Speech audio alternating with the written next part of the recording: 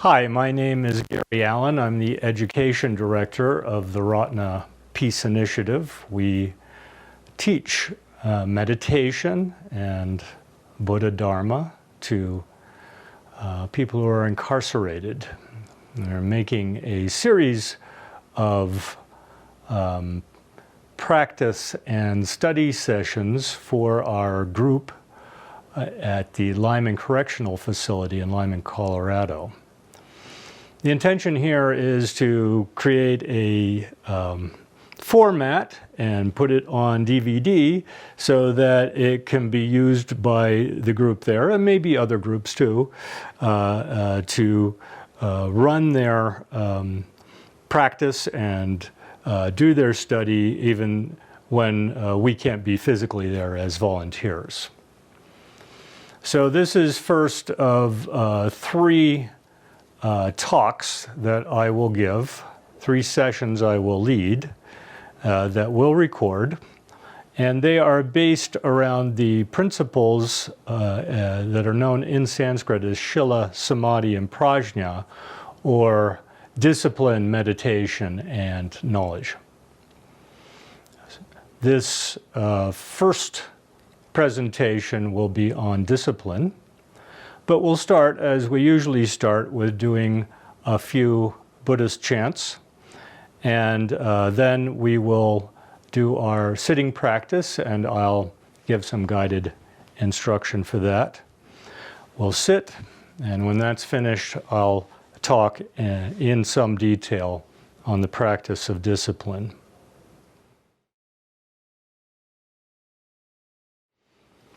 So, we'll begin the 7-line supplication to Padmakara.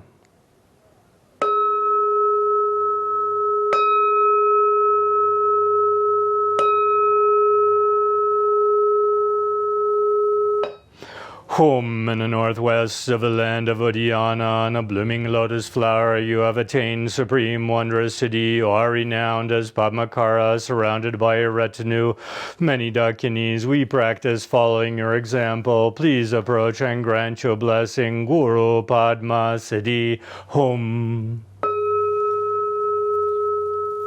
Great Vajradhara, Dilo, Naro, Marpa, Mila, Lord of Dhamma, Gampopa, knower of the 3 times omniscient Kamappa, holders of 8 and 8 lesser lineages, Drigong, Dakalung, Zalba, these 3 glorious Drukpa, and so on, masters of the profound path of Mudra, incomparable protectors of beings, the Takbo Kagyu, I supplicate you, the Kagyu Gurus, I hold your lineage, grant your blessing, I will follow your example. Revulsion is the foot of meditation, as is taught to this meditator who is attached to food and wealth, who cuts the ties to this life. Grant your blessing so that I have no desire for honor and gain devotion.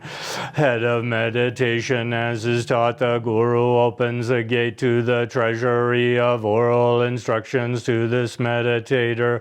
Continually supplicates him, grant your blessing so that genuine devotion is born in me. Awareness, body of meditation, as is taught, whatever arises is fresh, the essence of realization to this meditator who rests simply without altering it. Grant your blessing so that my meditation is free from conception. Sense of thoughts is Dharmakaya, as is taught, nothing whatever but everything arises from it to this meditator who arises in unceasing play. Grant your blessing so that I realize the inseparability of samsara and nirvana. My births may I not be separated from the perfect Guru, and so enjoy the splendor of Dharma, perfecting the virtues. Paths and bhumis, may I speedily attain the state of Vajradhara. The Sutra of the Heart of Transcendent Knowledge.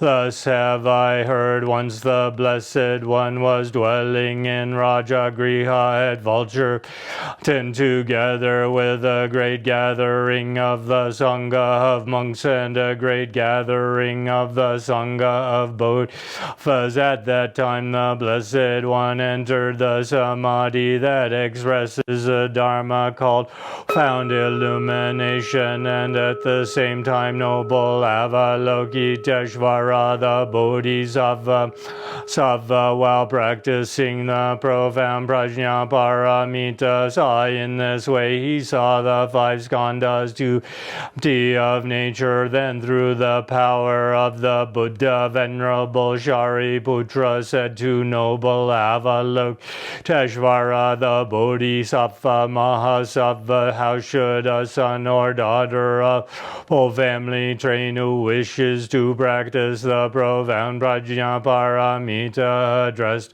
sway noble Avalokiteshvara, the Bodhisattva Mahasattva said to Venerable Shariputra, a son or daughter of noble family who wishes to the profound prajna paramita should see in this way, seeing the five skandhas to be empty of nature, form, emptiness also is form, emptiness is no other than form is no other than emptiness.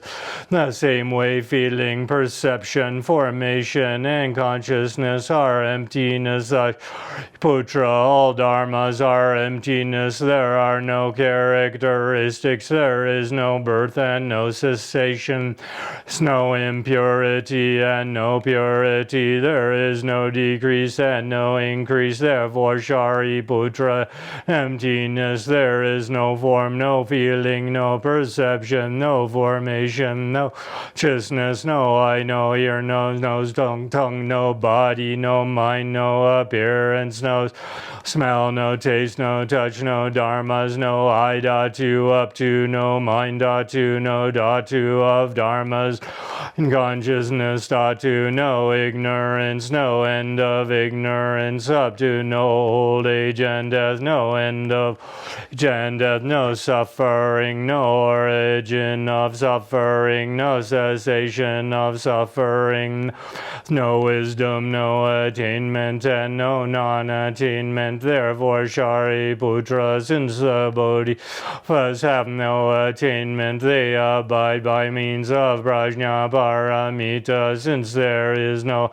obscuration of mind, there is no fear. They transcend falsity and attain complete nirvana. All the Buddhas of the three times by means of prajna paramita full awaken to unsurpassable true complete enlightenment. Therefore the great mantra of prajna paramita, the mantra of great insight, the unsurpassed mantra, the unequaled mantra, the mantra calms all suffering, should be known as true, since there is no deception. The prajna paramita mantra is said in this way: Om Gate Gate Paragate Parasamgate Bodhisvaha, the Shariputra, the Bodhisattva Mahasattva, train him the profound prajna paramita. Then the Blessed One arose from that samadhi.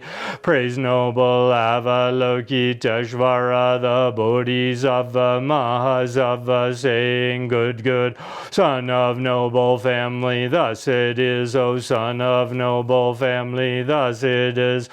Practice the profound prajna paramita just as you have taught, and all the Tathagatas will rejoice. When the said one had said this, Venerable Shariputra and noble Avalokiteshvara, Bodhisattva Mahasattva, that whole assembly and the world with its gods, humans, suras, and Gandharvas rejoiced and praised the words of the Blessed One.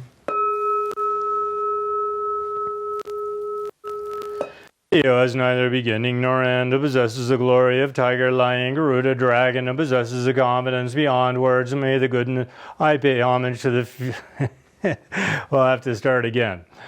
He who has neither beginning nor end, who possesses the glory of tiger, lion, Garuda, dragon, who possesses a confidence beyond words, I pay homage at the feet of the Rigden king. They who possess wisdom, brilliant and profound, who are ever just and benevolent to their subjects, who subjugate their enemies and are supremely powerful. Golden yoke of their imperial rule, they ward off duns of plague, famine, and war. Gesar Nobudradala, Shaka Maharaja, emperors, and China, and so on. I pay homage to the ancestral sovereigns, the ones who are nobly born as Mukbo clan, to defeat the eclipse eastern sun and sharpen the blade of primordial Ashe. They are victorious over all their enemies, the voices of materialism, the tiger, lion, Garuda, dragon vision. They are fearless in the midst of barbarian arrogance. They tame the untamable beings. They inspire the savages sun into the sophistication of the great eastern sun. I pay homage to the Sakyong and Sakyong Wangmo, radiating confidence, peaceful. You have discipline, eternal ruler of the three worlds. May the great eastern sun be victorious.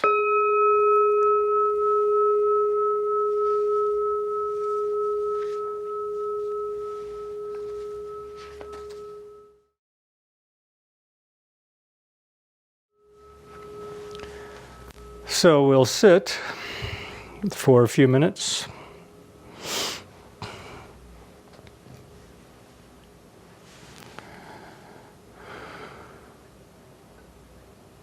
First point is posture. This practice is called shamatha, which means development of peace. It has three dimensions: posture, breath, and labeling thoughts. So the posture part of this is quite important because good posture automatically settles the mind. So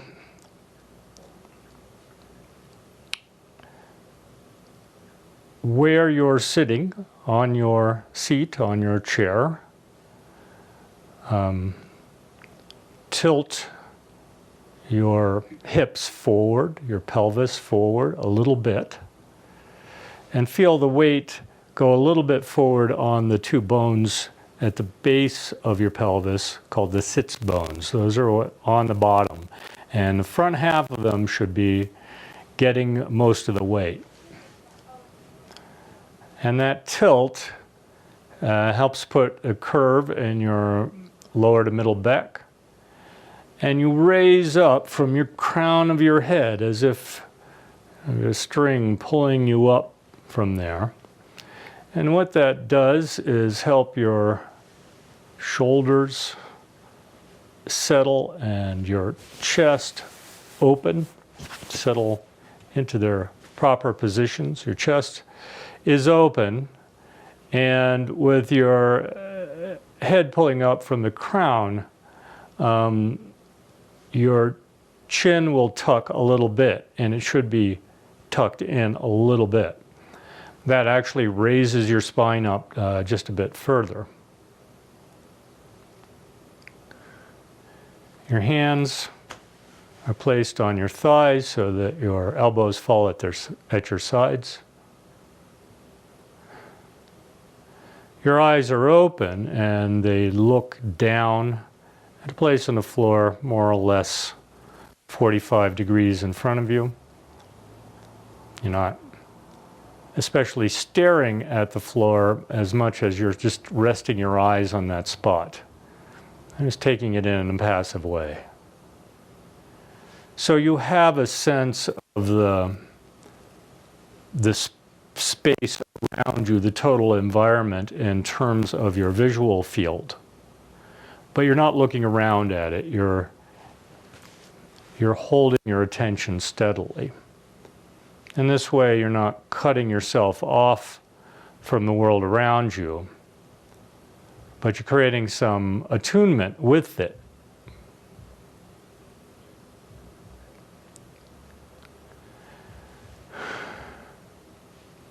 Your jaw is relaxed,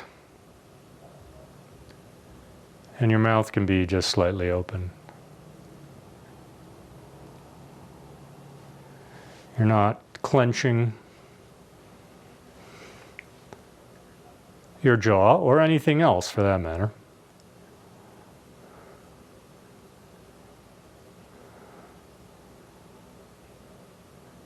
So this is a natural form the body can take. And there's a innate dignity to it. And this is the form the Buddha took in his meditative practice.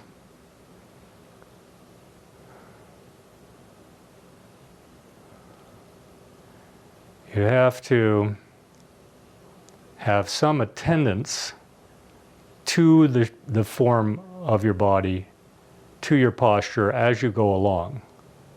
You're checking it periodically because the tendency is to slump. If you have any kind of funny patterns, you hold one shoulder up. Like I have some tendency to hold this shoulder forward. You need to notice that, adjust it, and try to balance yourself. And you may find as you get more practiced at this that as you sit, your posture just naturally adjusts itself and comes into a better balance if you're out of it.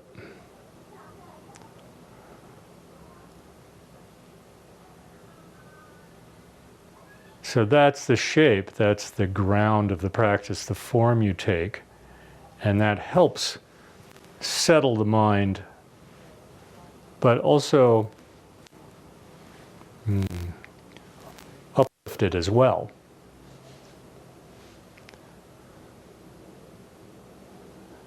You're both grounded and alert.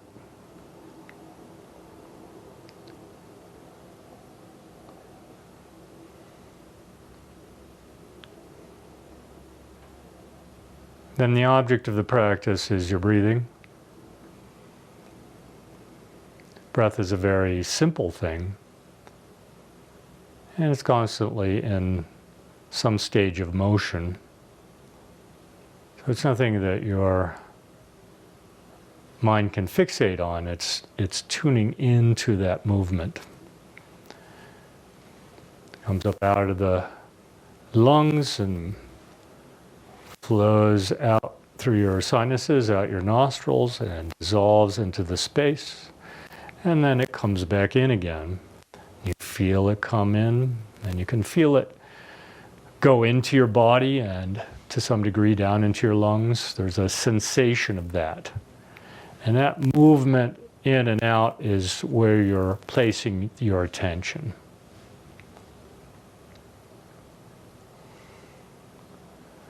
You're not breathing in any special way. You're just feeling what's happening as it naturally would. You already know how to breathe, so you don't have to maintain anything in that sense. You're just noticing, feeling.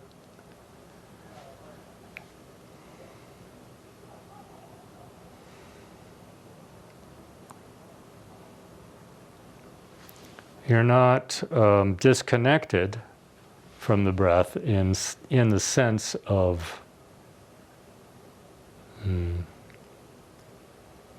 you're a cat watching for a mouse or something like that, but you're settling into that feeling, that movement, into that flowing. So you're mixing your mind with the flow of your breath and resting in that movement, which is taking place in the present moment. That's how you're bringing the mind into the present.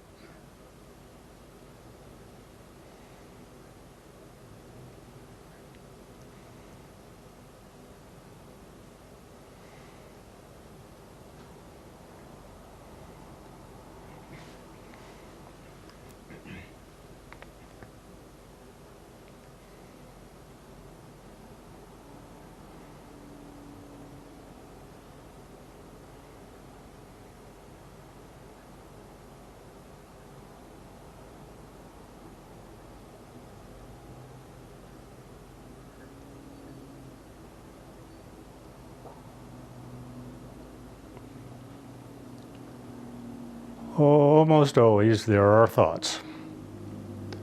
And there could be quite a lot of thoughts. And what the mind is habituated to doing is latching on to a thought, and then that turns into a sequence of thoughts, and very quickly you're completely spaced out and lost in some topic that you're thinking about. When you recognize that's happened, you return your attention to the breathing. And, if you really got lost, you say to yourself, thinking, that label. You label it thinking.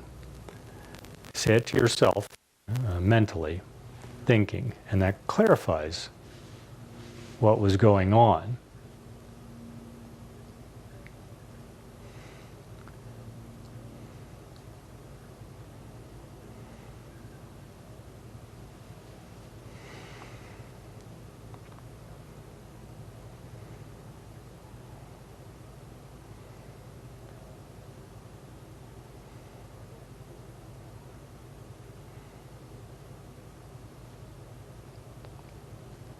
There are many kinds of thoughts.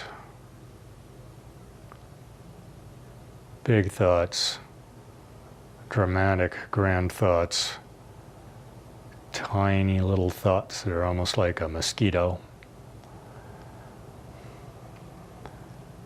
Some are quite irritating in the way mosquitoes are irritating. There are needy thoughts, horny thoughts, enraged thoughts, bored thoughts, deeply agitated thoughts, fearful thoughts, brilliant thoughts, insightful thoughts. But whatever kind of thought you're having, they're all equal in being thoughts from the point of view of the meditation practice that you're doing. So you just acknowledge whatever it was. You label it thinking and you return to your breath. Coming in to your body and flowing out of it again.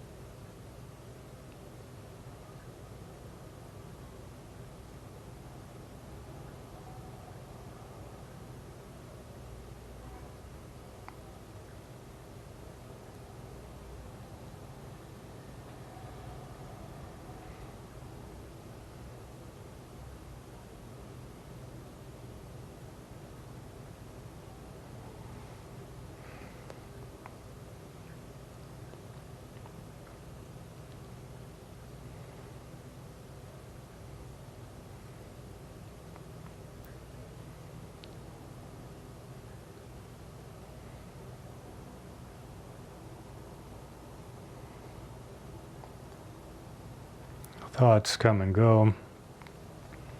Sounds, feelings in your body,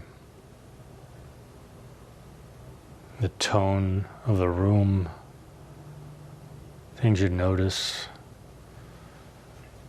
perhaps someone moving around you, background sound.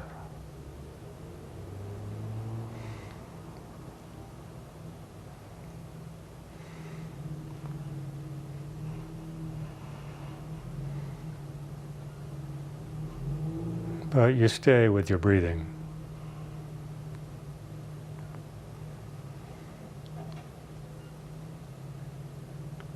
Stay with your posture. And give it a big space to take place in.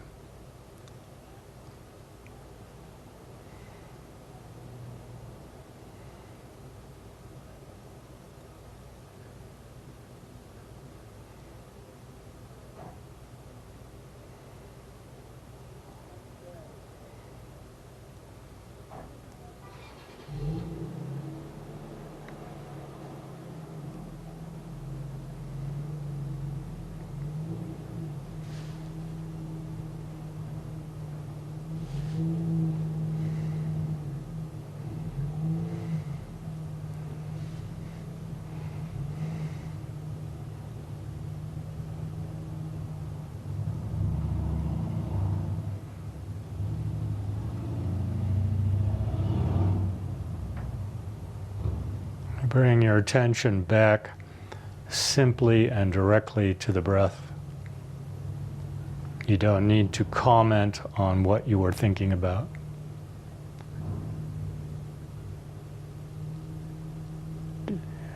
Don't regard it as either good or bad.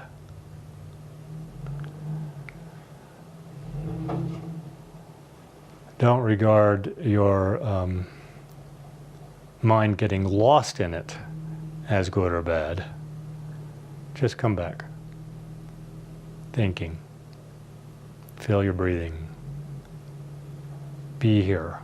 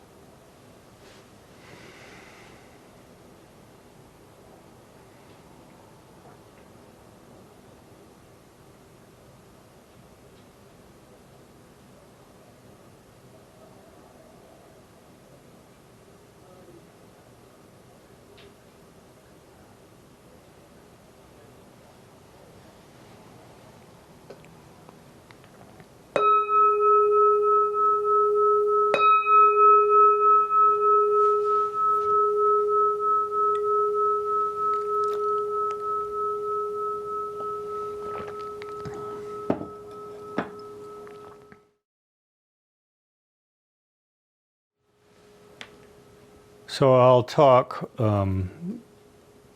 today about the practice of discipline and a formal way that we normally start kind of study session is to bow. So you can put your hands together at the level of your heart. You bow from the waist.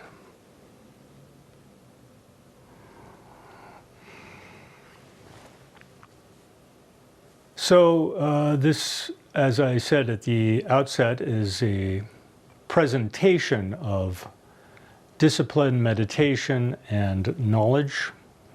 And these are the three essential principles of the fundamental Buddhist path. You can hone all the thousands of pages of teaching and different kinds of practices and philosophies and spiritual mapping that the Buddhist tradition does into these three essential elements. And each one of these elements, when practiced genuinely, will automatically feed the other ones and help the other ones to blossom. So the first one is discipline. And this term in Sanskrit, shila,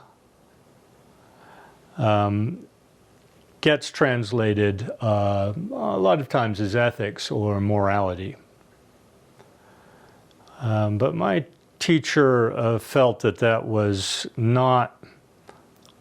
something misleading about that way of expressing it. We're kind of used to the idea of moral rules being something sent to us from on high, and if we do them wrong, then we're condemned by that thing out there, whatever it is. And the idea here is more that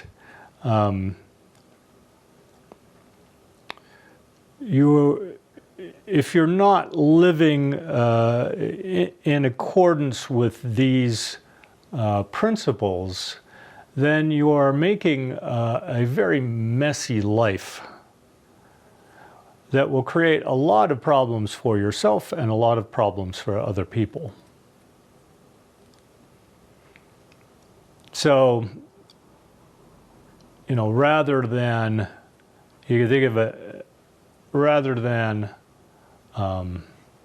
moral failing, it's the difference between being disciplined or being sloppy in your conduct. This has a lot to do with how you are in everyday life, how you interact when you're alone, how you speak with other people, what you do. There's a basic guidance here. And when we fall into any of these things, which are called the 10 unvirtuous acts or 10 unwholesome acts,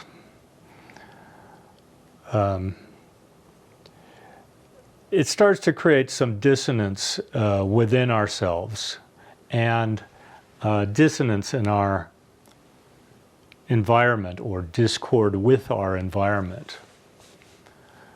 We may think that all of it's okay. We may accept a lot of these things habitually.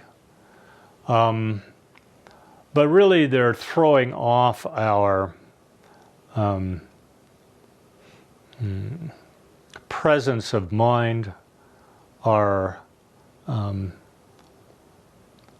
quality of being settled and at peace with our lives.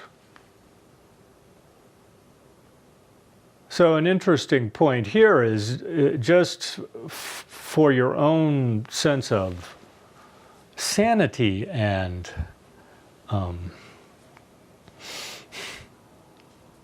could even say good cheer, you practice these things in a way that then uplifts you. You're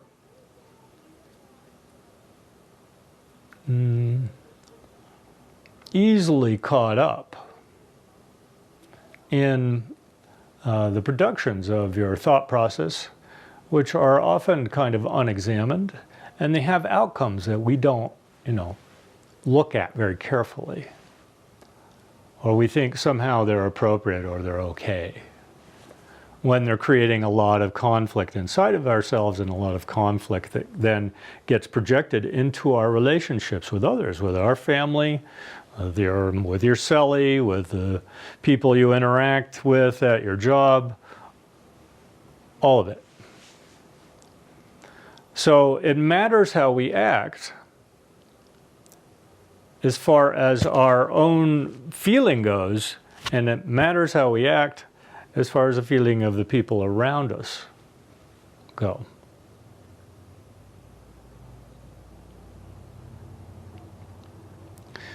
These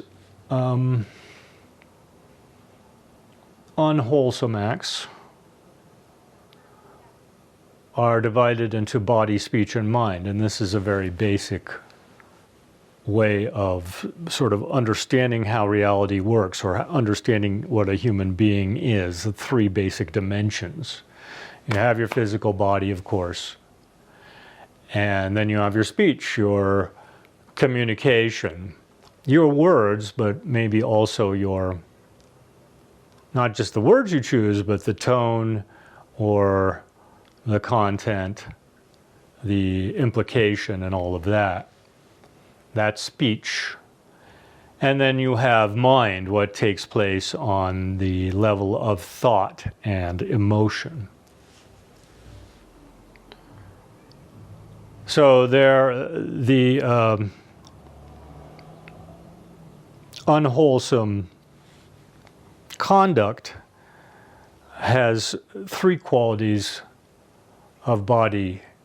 Three qualities of body, three ways that your action should resist falling into, but we typically do it anyway. Taking life, stealing, and sexual misconduct.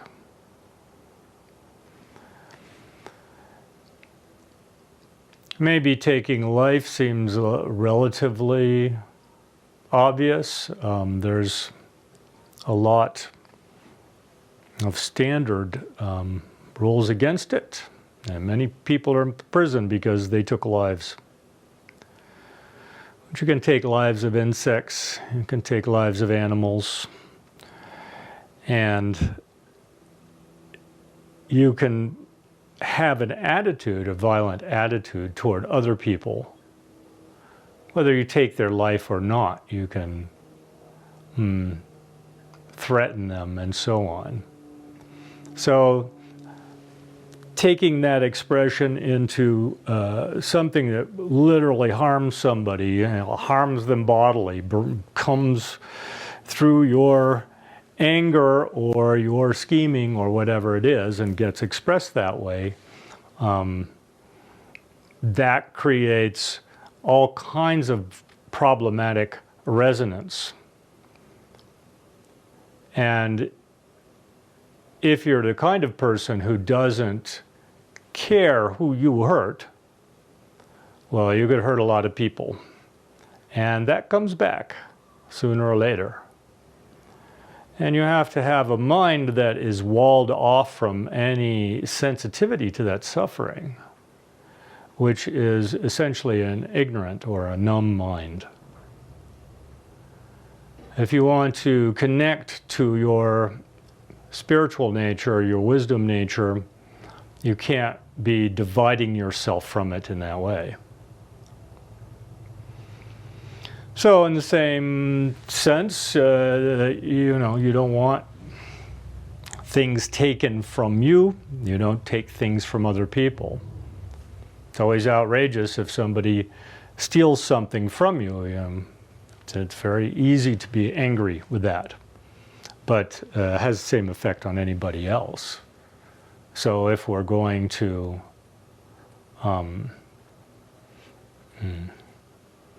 not create that conflict, then we have to be careful not to do that, not take what isn't given. Then sexual misconduct, this is worded in a way that's not saying you can't have sex. But it is saying that you can't use sex in such a way as to harm other people. Maybe we could say that's kind of a subtle matter sometimes, but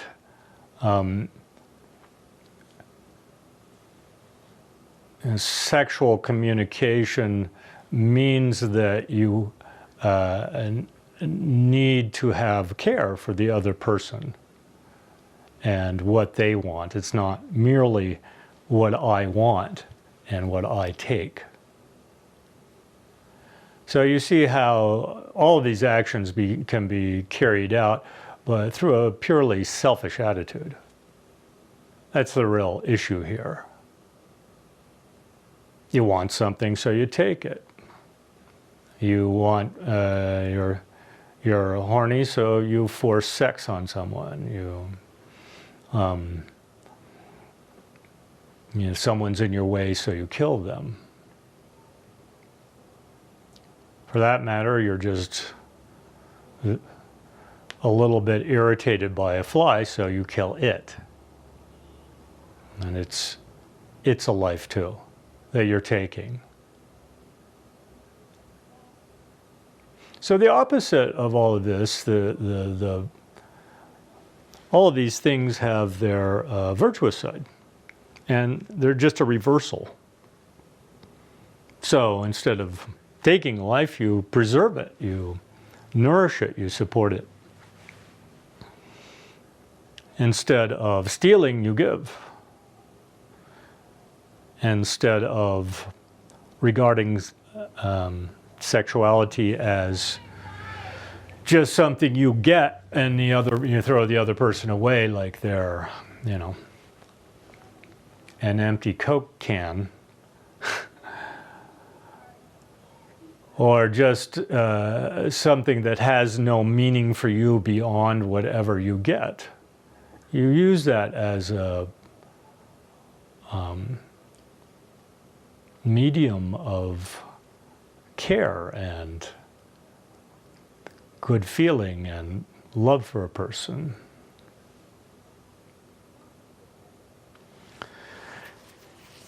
The speech element is probably one that we give very little attention to. There's plenty of people who, flap their lips with very little sense of what they're saying. Like they're completely entitled to do that and fill up the air with anything. Anything they happen to be thinking. Even if it's complete bullshit, and that's the first point. Telling lies. That's wrong speech. And usually behind that there's some whole mind of, well, I'm going to get something. I'm going to impress somebody. I'm going to lead them in a wrong direction for either my amusement or because I can manipulate them better. A lot of reasons maybe we tell lies, or to just get out of being honest about something that would embarrass us or expose us. But a mind that doesn't lie, a mind that tells the truth is a much easier mind to live with, ultimately. Not always at every moment is it easy to be honest and truthful. And I know in a prison circumstance, maybe maybe that's got to be a little bit flexible. I don't know. Given, difficult circumstances. But all I can say is that you complicate things when you lie, especially if you lie as a matter of course. You are that person who lies. And you can gain things from that, but again, you see the selfishness of it. You don't care, how it affects other people. It's your own motivation. So along these lines, the next one, intrigue, or maybe a more direct word would be scheming. You're talking in order to hatch some scheme. You're trying to conspire with somebody to get them on your side so that you can do such and such, or you're There's some kind of level of dishonesty again, but here there's, a kind of more deliberate game perhaps going on. And you're trying to draw people into that game and use them or make use of them or get over on somebody else. That also can be quite complicated. It's quite a complicated approach to being alive, really. Because everything's a game. And there's a lot in prison that's like that, isn't there? A lot of interaction where people are always presenting something different than what they're intending to happen. It's quite similar to lying, but it's got more intention behind it, I guess you'd say. Negative words is the next problematic quality of speech, where the negativity of your mind comes into what you say. And what you say affects people around you. So if you're full of negativity and you're spouting negativity, that affects them. Either they go along with you, you drag them into your trip, or they seek to avoid you, or you're just sort of spewing your gas into the atmosphere and making the environment smell bad, because it's a way of seemingly getting rid of that negativity, but doesn't quite get rid of it. I mean, maybe you feel better when you're running somebody down, or you're hateful, or something of that nature. Once you do that, but you're also propagating it and reinforcing it by doing it. And speaking it out constantly like that reinforces it. It's not so much that you would never say something negative or never feel something negative, but it's the sense of being addicted or locked into that mind that just automatically puts it out of your mouth and pollutes the environment. Then the last one here of speech is gossip. And this may have qualities of all of the previous ones. Telling lies, intrigue, negativity. It's a way of running people down, typically. But even if it's a little more neutral than that, you're just filling the air with your discursiveness. Blah, blah, blah, blah, blah, blah, blah. It's just a way of dwelling on it, on and on and on. I hope you can start to feel the unwholesomeness then of that.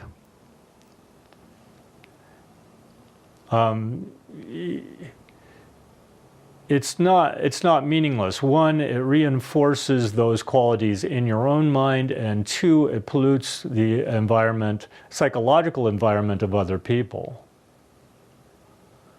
So if you want a clean environment, then you do the opposite. You speak straightforwardly. You speak truthfully. You don't indulge and dwell in negativity. You speak from a point of view of, a deeper point of view. Literally, Trungpa Rinpoche says, good wisdom. Meaning you're coming from the point of view that the Dharma comes from. You're trying to look beyond the aggression and trying to understand things more deeply, and then when you speak, you express that. Not just your superficial running off at the mouth kind of drivel. And then a sense of simplicity or directness that goes with all of that. You're You're not complicated. You're not scheming. You're not pushing and pulling things, you know, with kind of underlying agenda. And there's a sense of just addressing it in a simple and gentle and meaningful way. And that kind of person who has that quality of speech, people trust that kind of person.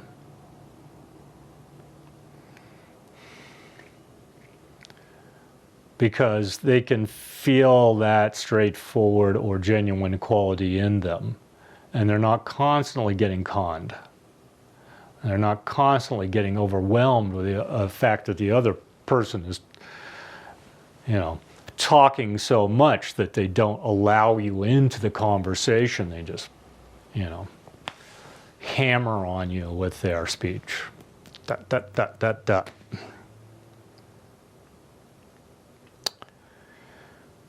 And then there's 3 unwholesome qualities of conduct to mind. And this is what you're nurturing.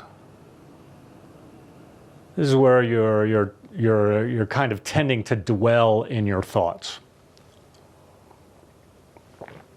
First one is envy, where, you know, you're always calibrating who has more than you and wanting it and feeling less as a human being for not getting it.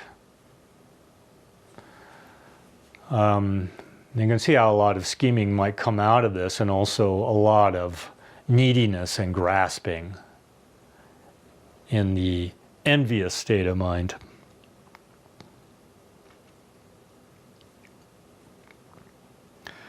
Then you could dwell also on wanting to cause harm to someone and scheme about that. And how are you going to get back at them? And how are you going to get revenge? And how are you going to harm them? And, you know, and even if none of that is going to come to some level of acting on it, nevertheless, that's what your mind is caught up in. That kind of aggression.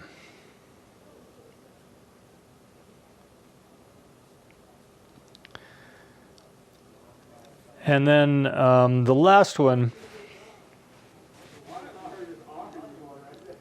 is, I think, most commonly called wrong views. Trungpa Rinpoche called it disbelieving sacredness. And much of this comes down to not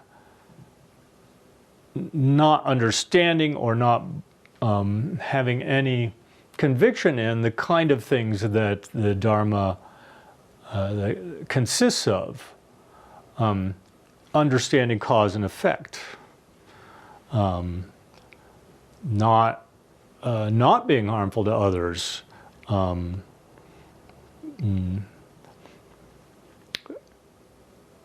Yes, having discipline about yourself. That there is some larger, more powerful quality to both the mind and to reality than your own egotism. So the wrong view is more like you don't accept any of that. You don't care about it. You don't want to learn it. You're way too lazy. You're way too self-involved, and you look down your nose at anybody who would, you know, try to work on those qualities in themselves. So the meritorious, the wholesome way of going about it is that instead of envying what somebody wants and having a mind of grasping about it, there's a quality of being open and non-judgmental and not comparing yourself to everyone and scheming about what you should get and getting hung up on what you don't. And instead of wanting to cause harm, then you cultivate a quality of gentleness and non-aggression, non-harming, peacefulness within yourself. That means, I think, you eschew those kinds of thoughts.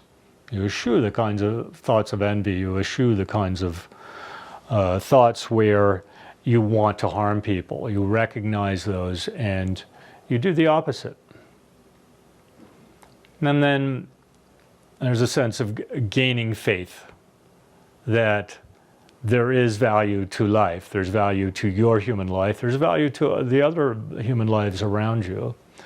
That there is such a thing as having wisdom, and that there are problems with confusion and constantly spewing your egotism all the time. So that discrimination is fundamental to the whole thing, really.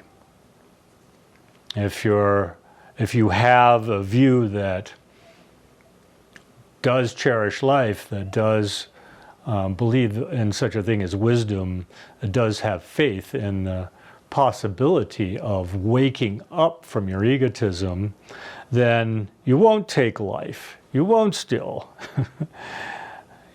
You'll be sexually appropriate.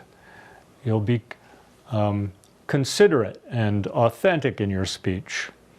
And you won't dwell in these negative states, especially negativity toward others. So that's my spiel on that. This is engendering a quality of wholesomeness to not do these acts, but to cultivate meritorious ones. And that affects you.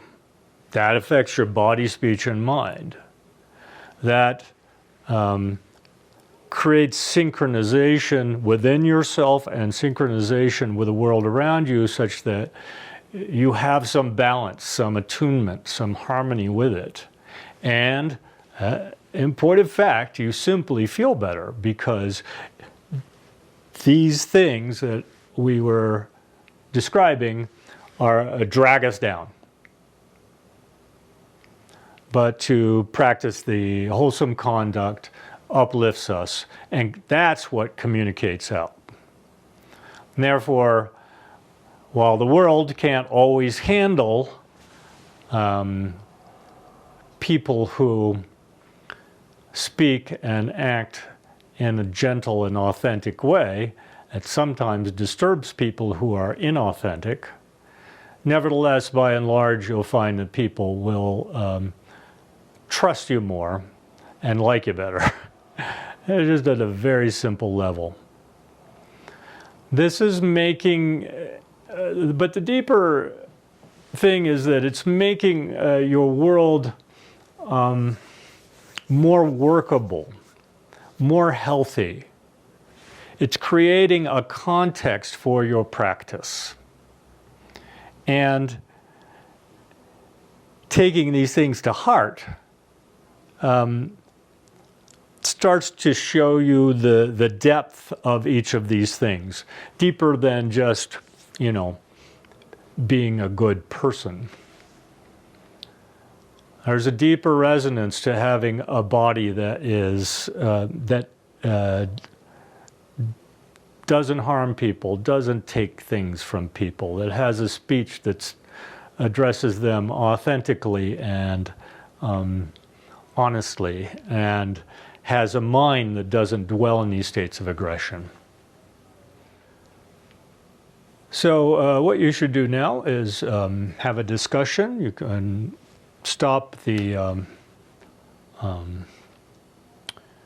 DVD player, put it on pause, and discuss what we presented. And if you want, you can discuss the meditation practice too. But in particular, talk about how these topics might apply to your life in one way or the other. And if you feel like you have to change, if you were going to change, what would that mean? What would that look like? So when you're done your discussion, you're almost at the end of your session today. Turn the DVD back on, and we'll chant the dedication of merit together and bow.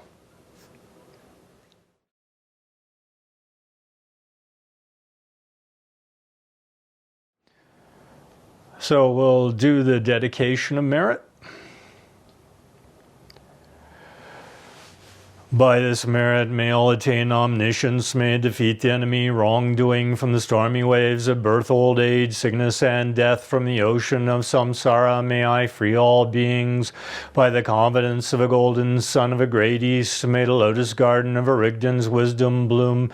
May the dark ignorance of sentient beings be dispelled. May all beings enjoy profound, brilliant glory. Let's bow.